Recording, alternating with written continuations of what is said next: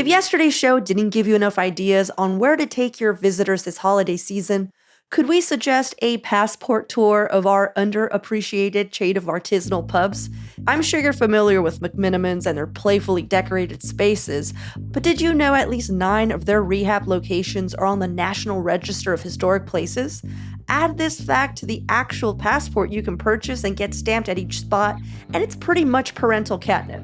So today on CityCast Portland, we're sharing a conversation I had earlier this year with our producers, Giulia Fiaoni and John Notarianni, about our most and least favorite McMenamins. Which are haunted? Which have we taken dates to? Which ones previously employed us? There's a McMenamins for everyone. It's Wednesday, December 27th. I'm Claudia Meza, and this is what Portland's talking about. Welcome, everyone. Hey. Thanks, Claudia. Today we're talking about I guess it's like, I would say underappreciated McMenamins chain.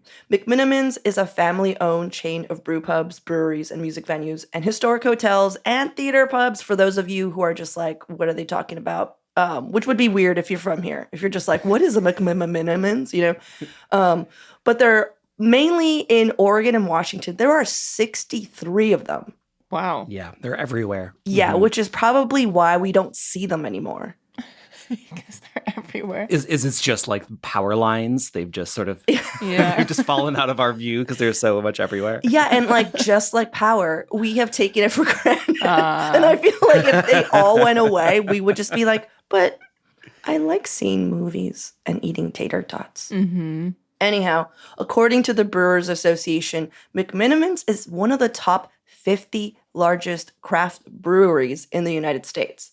And McMenamins was founded by brothers Mike and Brian McMenamin, which is where they get that name. If you're just like, why McMenamin? But anyhow, these brothers, they grew up in Northeast Portland. So this is as local as it gets regarding chains. But here's one of the biggest pieces of info where I was like, okay. In 1984, they were part of a lobby that tried to change Oregon's law that prohibited those making alcohol from selling it on the premises, allowing the establishment of brew pubs in Oregon. So the brothers helped create a big part of Oregon's personality. Yeah. So when people call them like the microbrew founders or whatever, it's true. But yeah, I mean, John, I feel like I just told you all these facts that blew my mind, and you were just like, I knew. We'll get there. I've got a good reason. Giulia, did I blow your mind at all? I would say enough. I'm glad that you shared them. Wow. It's a hard sell today. Jeez Louise, I'm going to have to dance a little harder out here. Well, so I was curious. What was your first time visiting a McMenamins location? Like, which one was it, and what was the experience like? If you can remember. That's far back. Yeah, I can start. I have a pretty clear memory of mine because it wasn't that long ago. I went to Edgefield just a couple weeks after I'd moved here, which is now about 2 years ago. And I had no idea what I was getting myself into. I roped my roommate at the time into going with me. And I just remember approaching what is essentially the front gates, and it's all these metal detectors surrounded by these trees that are kind of like growing around them. And I remember thinking to myself, like, this is so whimsical. This feels magical. Like, I'm just walking into this, like, concert forest. And as I was walking in, I could smell soft pretzels and tater tots, and I was just appreciating the grounds. And then I found out later they were actually reasonably priced. Coming from Toronto and LA, everything is just, like, absurdly expensive at venues, but not there. And as I was waiting in line for a drink, I made a friend, and we were talking, and the concert was amazing, and it was such a friendly environment that it felt like I basically had watched the concert with my chin on the stage. I could get as close as I wanted to. I could go and sit on the grass. And then after we had been told, it was like a best tip advice from the host of the show that you should go and get food and wait out the traffic before you go home. And we went to the hotel lodge on the property, and I had gotten these ahi tuna tacos, which I was also blown away by that they were so good at a concert venue. So it was a very memorable night. So very positive first introduction to McMenamins overall. Nice. Have you ever stayed in any of the hotels, Giulia? I haven't yet. I have been curious, though. John? So, I mean, this might explain a lot because my first time going to a McMenamins was for a job interview because my first job when I moved to Portland was I was a bartender at the Kennedy School off What? 33rd. Yep. Which one? Because there's so many bars in the Kennedy School. All Were you in the of closet them. bar? All Were of you in the them. boiler bar? All of them. And this is my this is why God. it was crazy. So I just moved to Oregon. I was having like a really hard time finding a gig. But like you said, there's 5 different bars, and those 5 different bars have 5 different menus and like 5 different lists of recipes for cocktails and like 5 different sets of like what products you have on hand. Oh my So I was gosh. training across all 5 of those bars simultaneously. And you would rotate through and work in a different one every single day. So that was my introduction to McMenamins, was being all the way inside of it. They brew their own beer on site there, so the entire place always like has that sort of like weird sweet sour smell of a brewery, which is like kind of charming as a guest, but like kind of crazy when you're working in it all day. Yeah, I was like all the way inside that machine. That's intense. I have to ask, is the Kennedy School haunted? Yes. Okay. Yes, it is. Yes, and that's all I'll say. You can't. Oh, come on. What No. did you sign an NDA?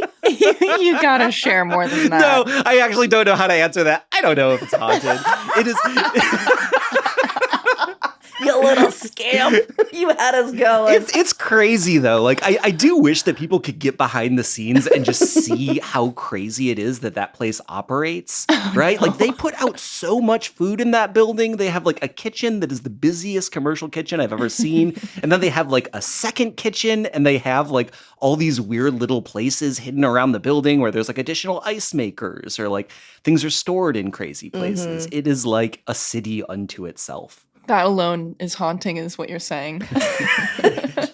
And I guess I should explain, like, if somebody hasn't been to the Kennedy School, it is an old, I think, elementary school. It's an old elementary school, yeah, with pools. And it feels like an elementary school. Like, they haven't changed it that much. They just put, like, bars and hotel rooms in the places where classrooms and auditoriums used to be. And murals. I mean, they do like, jazz it up a little bit. But the reason I asked John is that the Kennedy School is notoriously haunted. Like, that is the gossip. People always have their little Kennedy School haunted stories. But here's why it never added up to me, John, is that people are always like, yeah, it's like small children. And I'm just like, okay, how does this work? Because the Kennedy School, it wasn't like they took it over because it was a tragic accident and all these children died. That would be weird.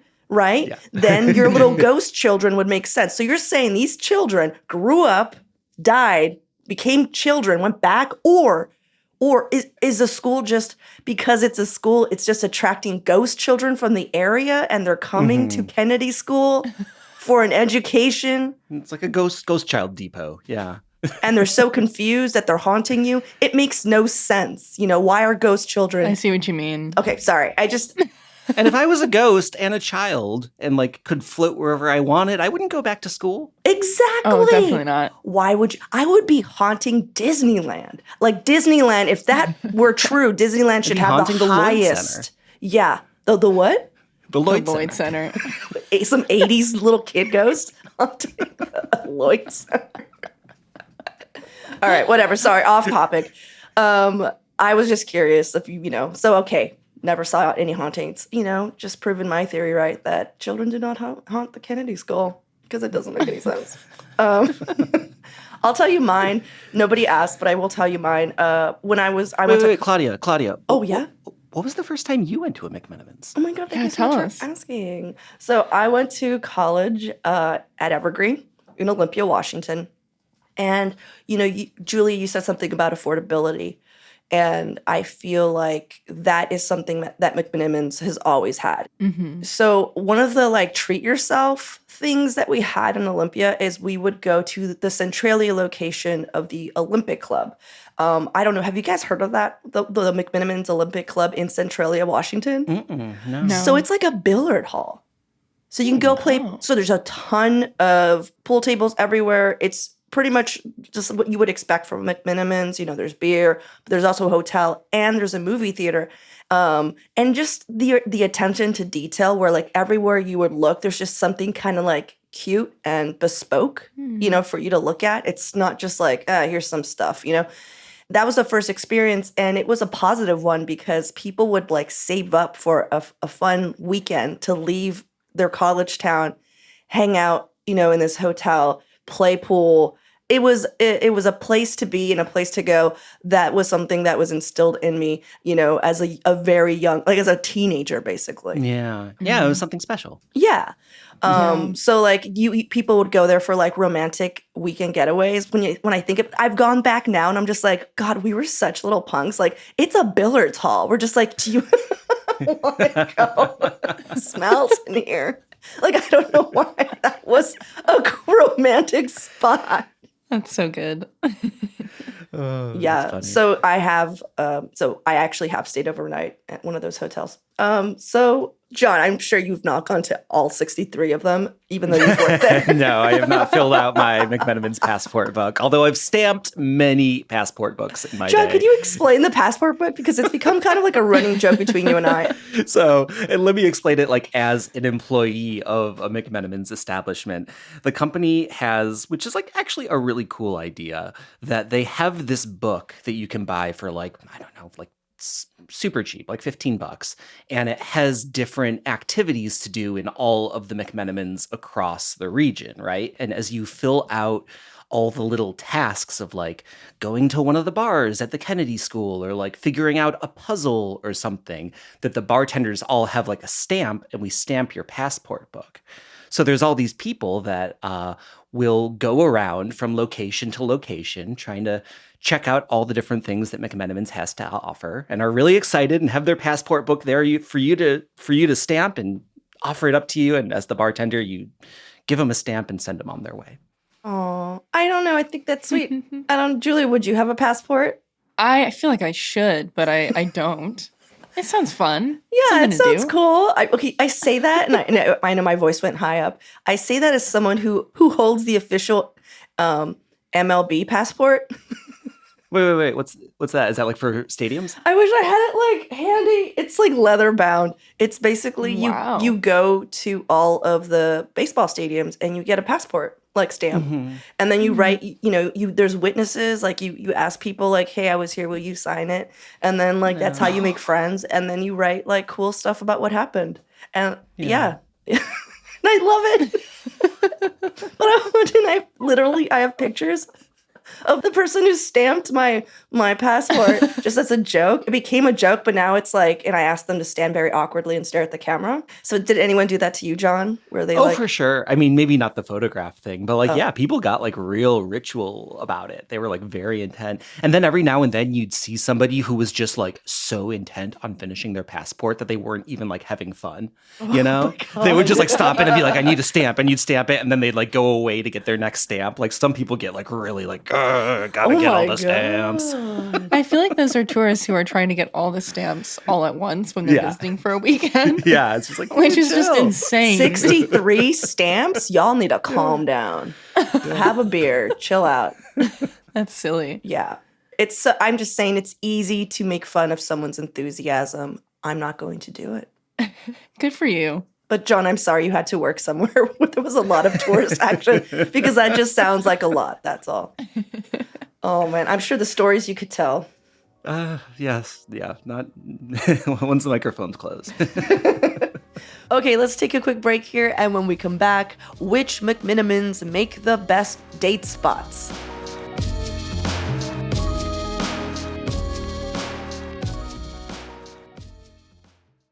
If you needed to take someone on a first date and the only options that were open were McMenamins, where would you go on a first date? I do have an answer for this Ooh.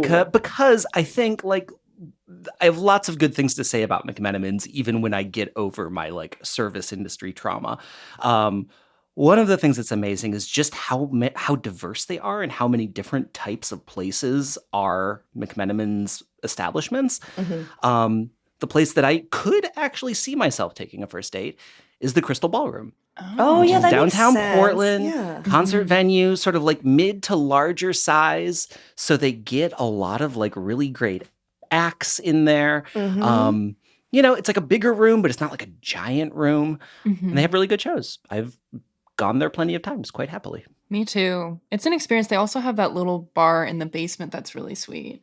I love the Crystal Ballroom. That's actually, John, where I got the shirt. Is it really? Claudia is wearing a very cool shirt of the band The Breeders that I was complimenting before we got started taping. Because it looks like the Raiders, but it says Breeders, and then it has Kim Deal's face. Yeah, it's pretty cool. And she's wearing like a football helmet too, which is a nice little touch. We'll put a link in the show notes. You got to see it. It's just gonna be me wearing this shirt and holding my MLB like passport. So people are just like never listening to the show again. She's awful. What about you, Giulia? Where'd you take a first date? So this spot I have fond memories of because I used to go there after Timbers games when I lived in Northwest, and it's the McMenamins Blue Moon location, which is off of 21st and Northwest. John's shaking his head. No, I just don't know it. Oh, okay. Is that by Cinema 21? Like that strip? It is by Okay. Cinema 21. So it's in a pretty nice, like, walkable area in that side of town. And it's a more divey location with some of the funkiest artwork. Wait. I think I did go on a first date there once.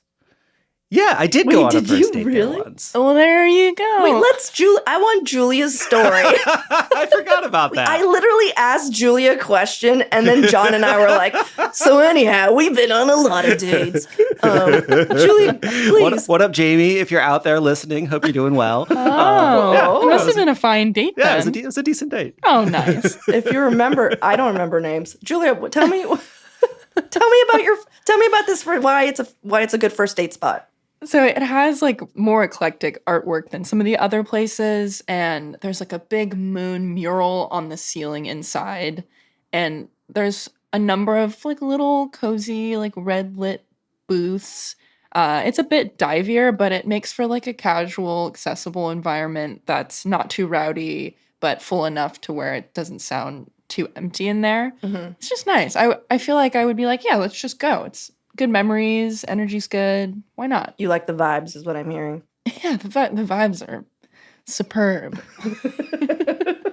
One thing I'll say about first dates at McMenamins, there's always lots of stuff to talk about because there's like weird stuff everywhere. That's true. It's a great point. Because the thing I remember from this first date is that there was like a really cool lamp on the table, but it was like screwed into the table with one of those sort of screws that you would need a special screwdriver to get off, like, and we talked about going on a second date and bringing like a weird illegal screwdriver so we could steal the lamp. Crimes, hot.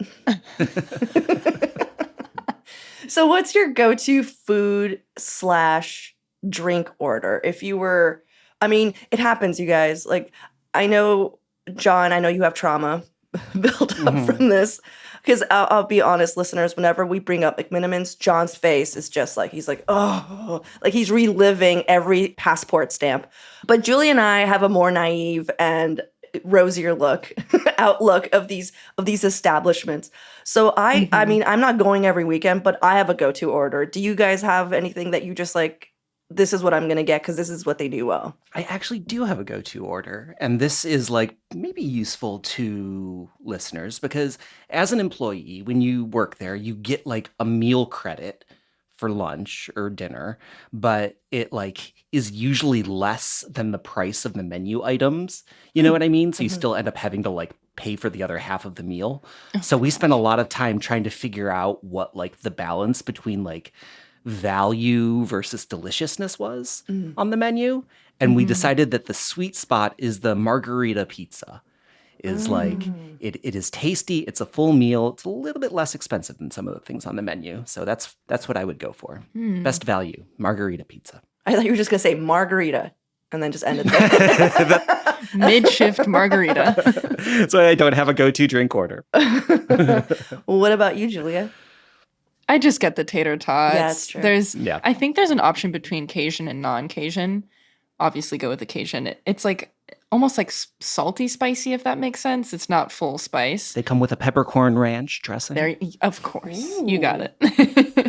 But they're crispy and tasty and something that I do crave from time to time. But I will say I don't like their beers. Every single one that I've tried, I have not enjoyed. So I usually get the Marionberry cider, and I'm not a cider gal, but when I go there, that's what I'll drink, and I enjoy it. But definitely the tots for sure. Mm. You guys, I'm so boring. Like, this is my go-to order for any pub, and I just get, burger and fries, but usually I get a side salad. I think I've told you guys this, but I don't really like fries. Did you know that today is Friday? Oh my God, am I? It is National Friday. Besmirching fries on its day? The second Friday in July is National Friday. Why did I have the need to do that? I was so hateful. How dare you? Please cut that out. Okay, yeah, sorry. I don't want a big fry coming after me. It's gonna be like Oprah and beef, It's just gonna be like. I mean, we don't have that reach, but that's still. it. That's like what's going to make the eastern half of Oregon secede and join Idaho. They're just like, we're going where fries are appreciated. Oh no. Well, I don't like them. All right, guys. I can't be the only one who says hateful things. I can't be the only one who's spreading negativity. Our picks, I want to hear your picks for all around best and worst. I mean, I'm going to get specific. My worst is the main dining room at the Kennedy School because I still have nightmares about trying to serve in that room, trying to serve customers because it is giant and crazy and busy. And there's so much food coming out that you have to get to people. But I mean, the Kennedy School is don't take my word for it from a customer experience. It is a delightful place. It is just sort of a little weird Portland theme park with different bars that you can pop around to. And it's really fun. So even though I had a weird time there, I still encourage you to go and be very nice to your bartenders because they're working really hard. Mm-hmm. Have you been to any of the pools, John? Um, Because there's soaking pools, if you guys don't know. I mean, that's just a random addition. We can decide whether to leave this in or not, but there is a soaking pool at the Kennedy School, and we decided not to, and I never went in it because we would always call it the pee pool. No. Because people would always take their kids in there. If you're staying in the hotel, one of the things you can do is take your kids to the soaking pool. And we're like, that is just a hot pee pool. Everybody knows that, though. If you see children in pools, it's a pee pool. It's children in pools, and you can also take drinks in there, which is fun. But I'm there's also lots of middle-aged men peeing in that pool. Oh, my gosh. Thank you, John, for your contribution to the conversation. You asked. No, we did. We can retake the question, and Giulia could say something nice. No, I love it. I think this is a PSA, and I think people are ready for the truth. Giulia, what about you? Wait, hold on. Wait, did you say what your best? I said best and worst. You went straight for worst, of course, John. What would be your best? Would it still be the Crystal Ballroom, or do you have another one? No, I absolutely have another one. One of the things that McMenamins is incredible at is these wild sort of historic renovations of taking these old buildings and refurbishing them and turning them into another purpose. The Kennedy School is that. Edgefield, what you were talking about, Giulia, is a part of that. My favorite, though, is the Backstage Bar, which is next to the Baghdad Theater on Hawthorne. This place is amazing. This place is legit. I would go and hang out there tonight because the Baghdad Theater is this old sort of giant movie palace type of theater, right? But behind it, they had what had been the backstage of this historic theater, and they turned it into a bar. So it's the ceilings are 70 feet tall. What? It is just this crazy, beautiful open space that they turned into this tiny bar. It's really, really cool. So, I've never been. Yeah. Backstage Bar. Check it out. Okay, Giulia, floor is yours, and we're not going to interrupt. Okay, I'll start with best. Obviously Edgefield. Since I went back that first time, I've gone about 5 or 6 times, which is quite a few times. Giulia, that's so many times. It's more times that I think you and I have hung out in person. It's maybe too many times. But from going so many times and wanting to save money on the commute coming from downtown all the way to Troutdale, hot tip, there is a bus line that will take you directly in front of the concert grounds. I think it's the 70 or the 74. But you just hop on, you hang out on the bus for 50 minutes. I usually drink a secret beer, and then you're right in front of the concert. It's fabulous. Nice. That's a And then can you great get home tip. on it too? Does it? You can get home on it. Oh, really? How late does it run? Usually the concerts end around like 10:30, 11, and I've never had a problem hopping on the bus almost right away and getting home. And there are other people that take it too, so you It's can fun. have like conversation and the energy is good. So by far my favorite, Edgefield, check it out if you haven't. But my least favorite, this is almost like an accidental least favorite, and it's because I just didn't have a nice time the one time I went there. But there's a location called McMenamins Ram's Head on Northwest 23rd and Hoyt. And when I went just the one time, it has kind of like a cottagecore theme to it, more like grandma's basement, which I usually love. So just by walking in, I probably had some sort of expectation to feel like cozy and at home. But I couldn't have felt more the opposite of that. Everything was fairly empty, and the workers just seemed like they were having the most miserable time. I would be willing to go back, but just strange. Like the eclectic feel to it had the opposite effect. Mm-hmm. My favorite McMenamins that I've been to, I found by accident. I was wine tasting, as I do, John. I hope, have you done it yet still? No? Might head out this weekend. Thinking about it. Yeah. Great. Woohoo. So the one thing I will tell you, John, is that a lot of wineries don't have a full menu, you know? So you're drinking and you're just like, I'm hungry. They're just like, here's a little bit of cheese and crackers. And you're just like, I need a lot more.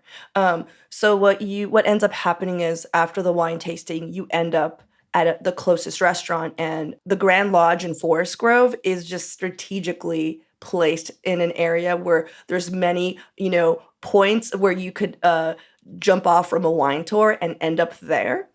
Mm-hmm. And especially if you're going to go on a gorgeous day, John, it's such a wonderful like post wine tour hangout because there's so many outdoor areas. Have you guys been there? The Grand Lodge in Forest Grove? Mm-hmm. No. I mean, because I understand, like, if you don't need to go to Forest Grove, like, why would you go? But it's so beautiful. It's like the same kind of like whimsy of Kennedy School where there's like all these little bars everywhere. There's something like 10 or 12 bars on the premise. You got to find them. And they have like this lovely open space, and there's just a few restaurants around. And I think there's just so many buildings that there's always like a wedding. It's like a million different people are using the space for their own unique way. And it's kind of like, it's fun. It's fun to see. It's fun to share that energy, Mm-hmm. And you get enough space from people where you're having your own private experience, if that makes sense. Yeah. So you could bring a little like picnic, blanket or whatever, and you can just go lay out in the grass. And it's really beautiful gardens, and it's just like chill. And you would never know it. It feels like a little fortress because the landscaping is really beautiful. And so you can't see the street or anything. You're just like in your own little world. It's pretty cute. It sounds nice. I feel like my least favorite might actually be the first one I went to, which is why I was trashing it, is the McMenamins Olympic Club in Centralia. Oh, yeah. But it clearly was left enough of an impression that you kept going back. I didn't go 6 times like Giulia's gone to Edgefield. 6 times in a year and a half. I know, exactly. I've been a handful of times, but I think there's just something about it where I go back and I'm just like, I can't believe I thought, I don't know. I just feel like I've outgrown it. Mm-hmm. Let's just put it that way. It's not even like it's bad. I'm just like, this isn't something I enjoy anymore, this vibe here. But there's nothing wrong with it, you guys. If you want to play pool, you're in Centralia, it's a fine place. You could do worse. Yeah, you could do worse. Well, you guys, thank you so much. I hope that we didn't trash. I mean, ultimately, you guys, this was all a ploy to get McMenamins to give us their ad money. This is going straight to the inbox. This is going straight. Please. What if you underwrote us, though? No, just kidding. All right, well, thanks, guys. Thanks, Claudia. Thanks, Claudia. That's all for today here on CityCast Portland. Thank you so much for listening. We'll be back tomorrow morning with more from around the city. Until then, see you at Slim's.